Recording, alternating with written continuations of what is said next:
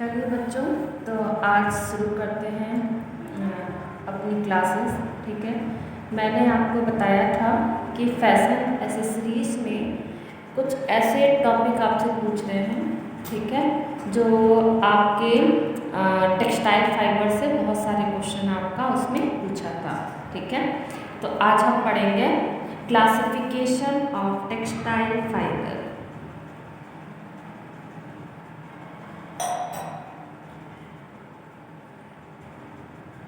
Classification of textile fibre. ठीक है, मतलब वस्त्रों उत्पादक रेशों का वर्गीकरण। ठीक है, तो रेशा क्या होता है?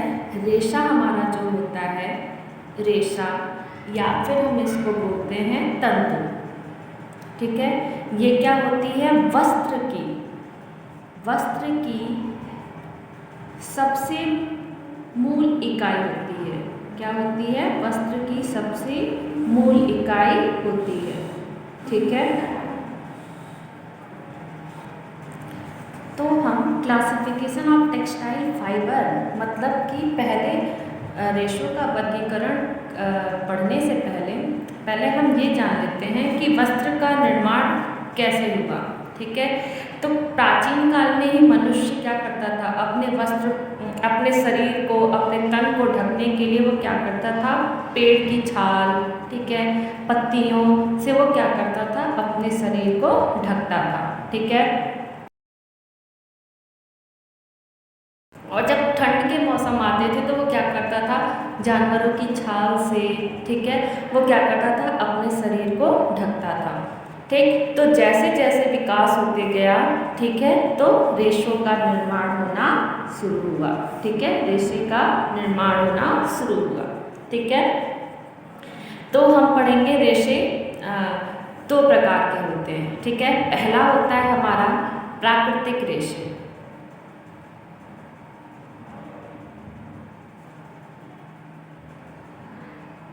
ठीक है, जिसे हम बोलते हैं टर्फ फाइबर।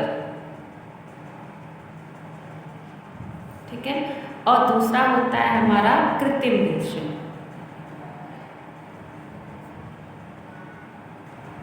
इसे हम बोलते हैं आर्टिफिशियल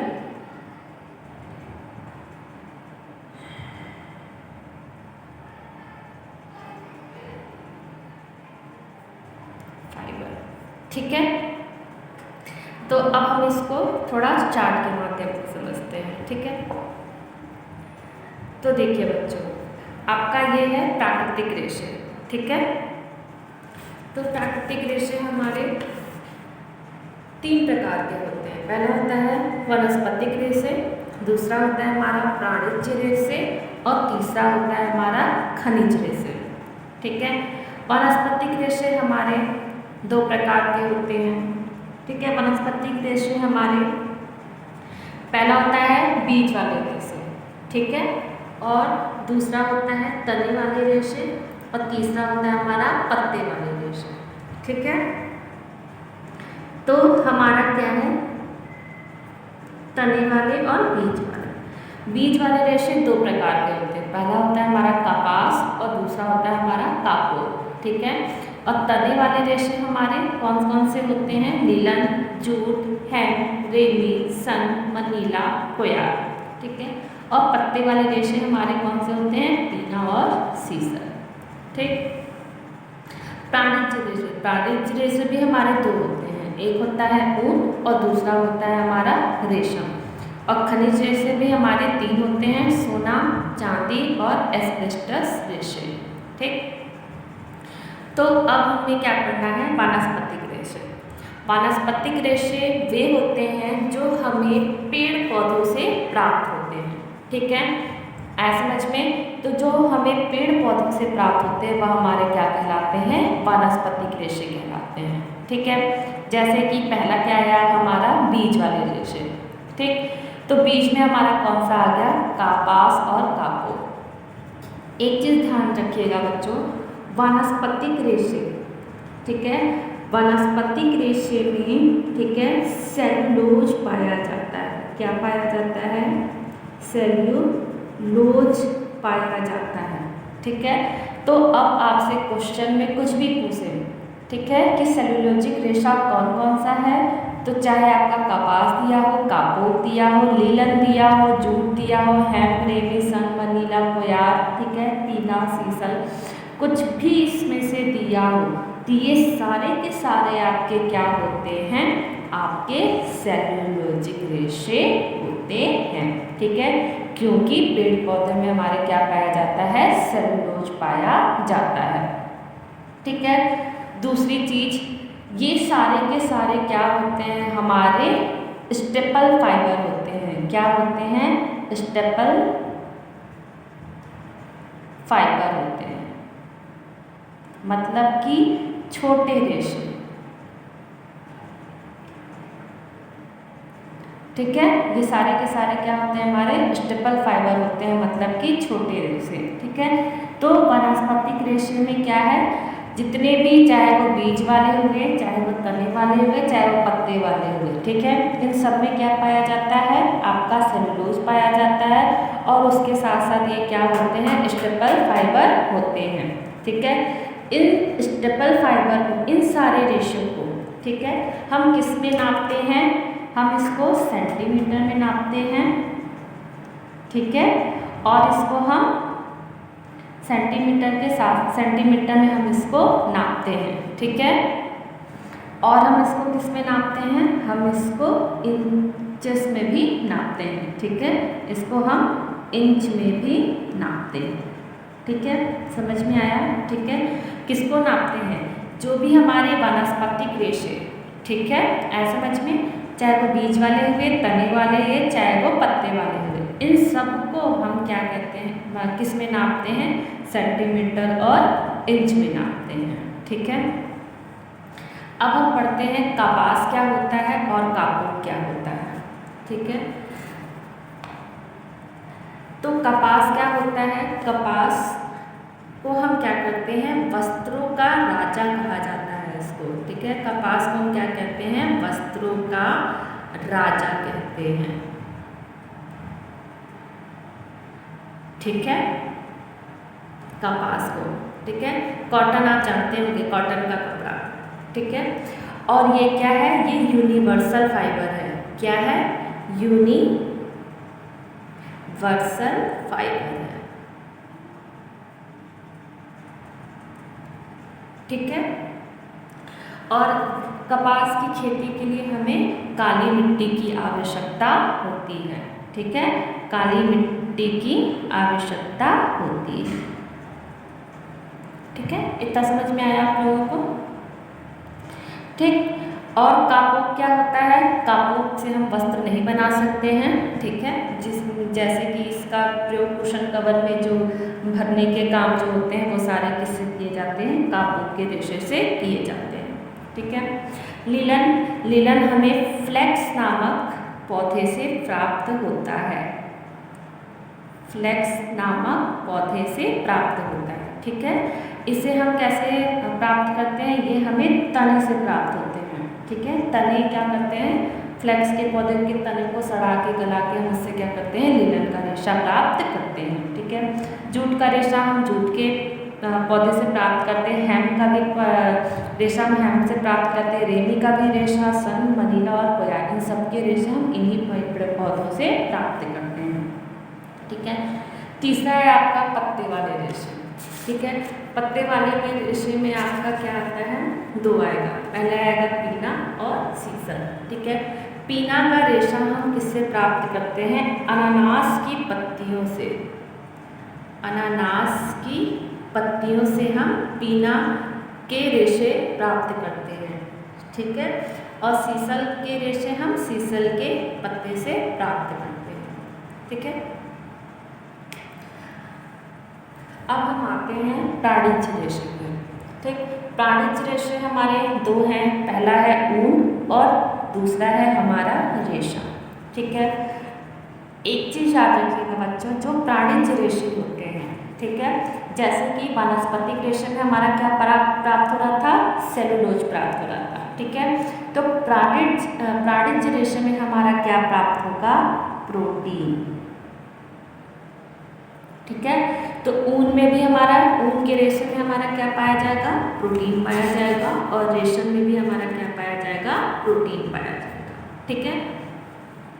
तो ऊन कहाँ से प्राप्त होता है, ठीक है, जहाँ पे जो जानवर, ठीक है, बर्फीली जगहों पे रहते हैं, ठीक है, जैसे कि भेड़, बकरी, ऊँट, जो भी वहाँ पे घोड़े, विशेष जाति के जो जानवर होते हैं, ठीक है, उनके बालों से हम क्या करते हैं, ऊन का रेशा प्राप्त करते हैं, ठीक है। और रेशम का रेशा हम बॉम्बैक्स मोरी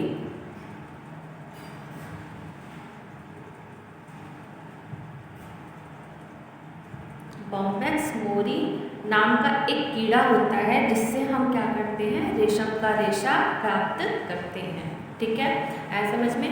और रेशम का जो रेशा होता है, इसका उत्पादन सबसे पहले किस में हुआ था, चीन में हुआ था, ठीक है, सबसे पहले इसका उत्पादन कहाँ हुआ था, चीन में हुआ था, ठीक है। और चीन में एक प्राणी थी जिसका नाम था सी लिंग ची, इनके द्वारा क्या किया गया था, रेशम का रेशा प्राप्त किया गया था, ठीक है। या मान सकते हैं कि इन्होंने क्या किया था, रेशम का रेशा का उत्पादन किया था, ठीक है। तो अब क्या है कि अब हम इसको किस में नापेंगे, सेंटीमीटर में कि इंच में। ये स्टेपल होते हैं कि फिलामेंट होते हैं। तो ऊन का रेशा क्या होता है, हमारा स्टेपल फाइबर होता है। क्या होता है, स्टेपल फाइबर होता है, मतलब कि छोटे रेशे होते हैं, ठीक है, ऐसा समझ में। और एक रेशम ही ऐसा होता है जो हमारा क्या होता है, फिलामेंट होता है, ठीक है, फिलामेंट होता है, फिलामेंट रेशे होते हैं। मतलब फिलामेंट मतलब ये हमारे लंबे रेशे होते हैं, ठीक है।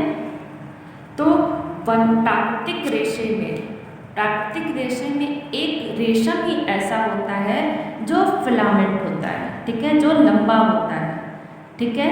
नहीं तो सारे के सारे रेशे जो आपको यहाँ पे दिख रहे हैं, ये सब के सब आपके क्या होते हैं, स्टेपल फाइबर होते हैं। किसको छोड़ के, रेशम को छोड़ के, ठीक है।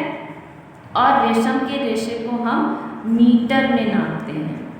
किस में नापते हैं, मीटर में नापते हैं, ठीक है।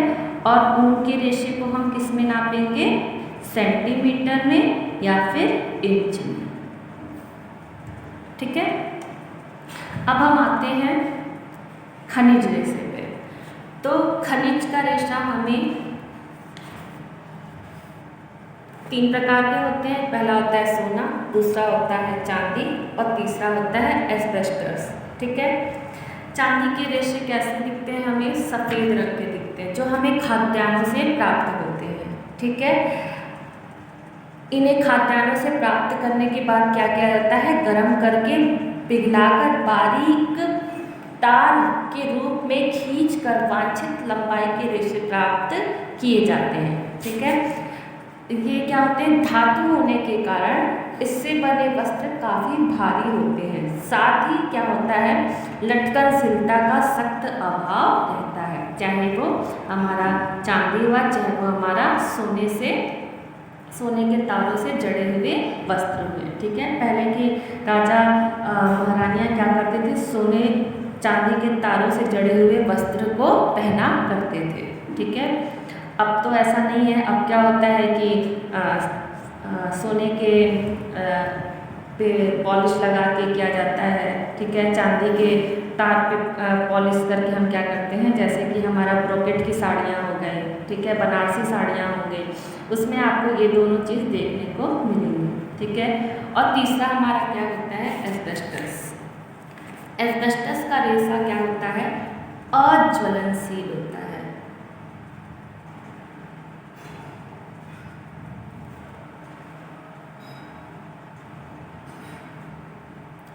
ज्वलनशील होता है।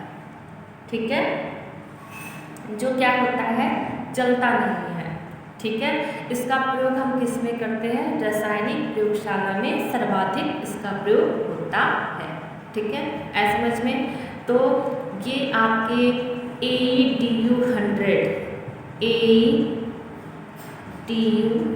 102 हो गया।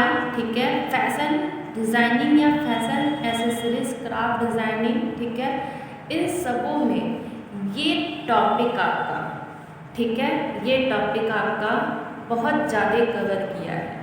ठीक है, इससे उसने बहुत सारे क्वेश्चन पूछे हैं।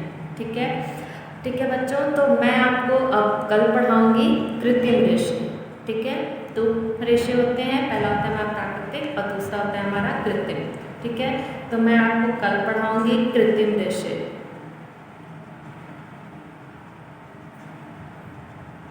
ठीक है, कि कृत्रिम रेशे कौन कौन से होते हैं। ठीक है, किस विधि द्वारा बनाए जाते हैं, ये मैं आपको कल बताऊंगी। ठीक है, तो आज के लिए बच्चों इतना ही। आपको जो इसमें ना समझ में आया हो आप मुझसे कमेंट करके पूछ सकते हैं। ठीक है, और वीडियो को ज़्यादा से ज़्यादा शेयर, लाइक, कमेंट जरूर करें।